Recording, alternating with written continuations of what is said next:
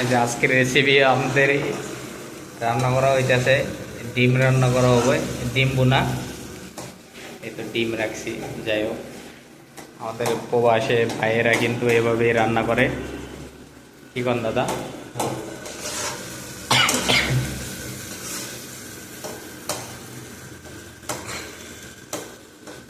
ক্যামেরাটা ধরেন, আমি রান্না করি, আপনি ওই জায়গার থেকে ধরেন, এ জায়গায়। হ্যাঁ, ধরেন ক্যামেরাটা, আমি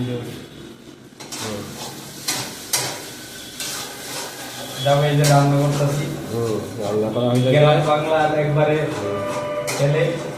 ঠিক আছে, আজকের ইফতারের কিছু হালকা পাতলা রান্না করতেছি।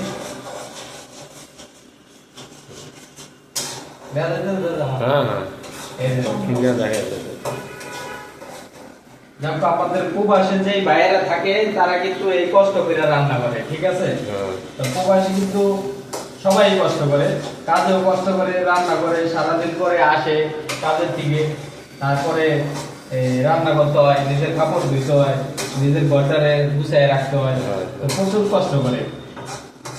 প্রবাসী ভাইদের জন্য আপনারা দোয়া করবেন। আমিও প্রবাসে থেকে গেছি, এখনো আবার প্রবাসের মতনই আছি। ঢাকা শহরে একটা চাকরি বাকরি করে খাইতে হয়।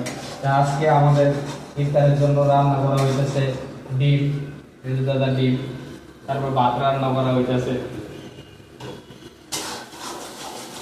ঠিক আছে, হালকা একটু পানি দিয়ে দিতে দাদা।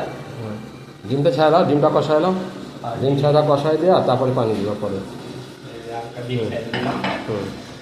পরে আগে একটা ডিমটা কষাও,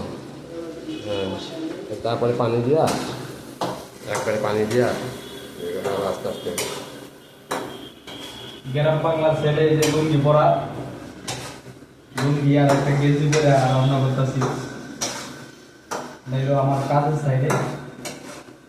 যাই হোক, আমিও প্রবাসে থাকি, প্রবাসের মতনই ঢাকা শহরে চাকরি বাকরি করে খাই। আগেও প্রবাসে আসছিলাম 5-6 বছর।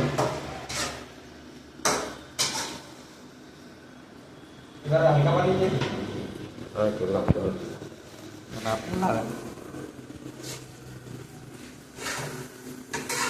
আমাদের দুইজন শেফ, দাদাই কতক্ষণ, আমি কতক্ষণ।